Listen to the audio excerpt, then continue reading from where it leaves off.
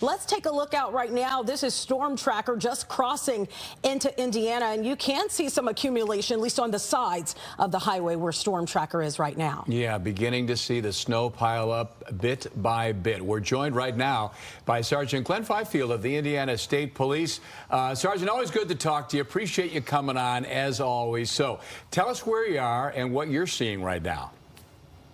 Okay, so I am 15 miles south of where Elizabeth is on I-94 in Burr Street. I am on I-65 right at the Kankakee River, and I'm going to turn my camera around and show you the difference of what she was looking at and what I'm looking at.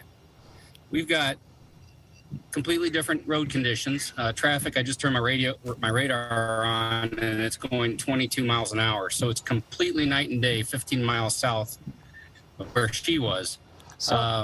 Roads are bad, and it's not getting any better.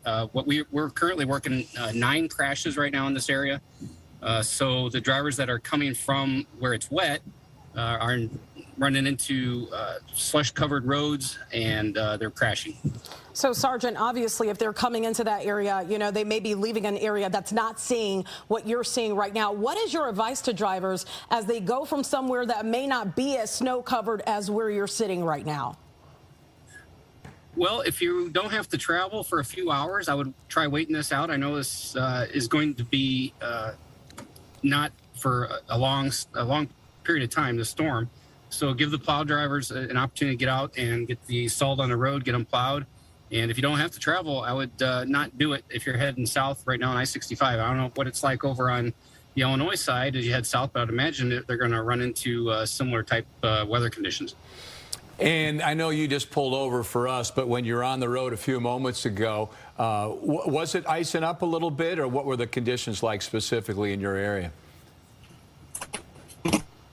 It's definitely slushy, and the part that's going to ice over first are going to be our bridges, but you really have to pay attention and stay in the tracks, the other tire tracks. Because once you get out of those tire tracks where the other cars have driven, you get in the slush, and it's going to pull you off into the median or onto the shoulder, and that's where we're seeing our crashes. So just take extra precaution if you're traveling this afternoon in Northwest Indiana. Great advice there, Sergeant Glen Fifield. It's always great to have you here on our show. We appreciate you joining us today. Thanks, Tia. Thanks, Corey.